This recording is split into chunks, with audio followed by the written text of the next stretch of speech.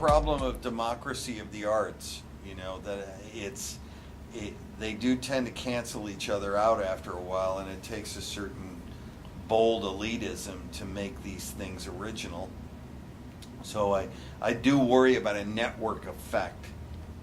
Well, I think my thoughts there would be that it matters whether the network is creating a continuity or a multiplicity, which is that a lot of, I mean, the fanboy aesthetic of comics say is, let's find the continuity glitch, let's make everything align into one big coherent world.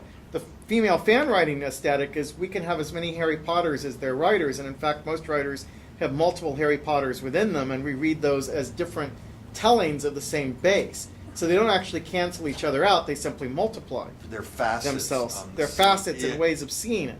So right now, if we think about collective creation, I think people in Hollywood tend to lock into, well, if everyone tries to contribute to the continuity, there are going to be massive continuity glitches, and it's going to become more and more incoherent. Right. Whereas if you flip the terms and say, can you imagine multiple perspectives on it? Yeah. Just as you imagine multiple actors playing Hamlet, or, you know, that changes how we think about this. Well, thing. that would be the best use of the technology, that it provides a platform, like you're saying, where you can follow the story from different points of view. Yes. You can take it from this character, that character, from a crowd. You can follow a subplot, look at the whole story from that perspective.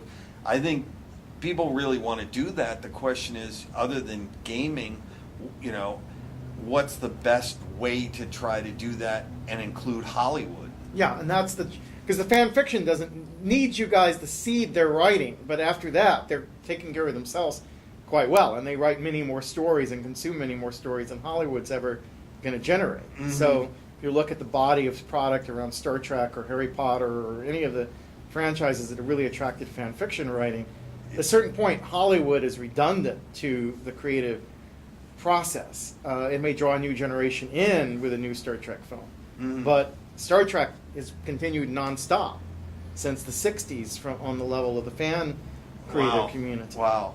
Yeah. So you're right. What does Hollywood bring to the table? It brings its capacity to do spectacular things and its capacity to do really strong stories.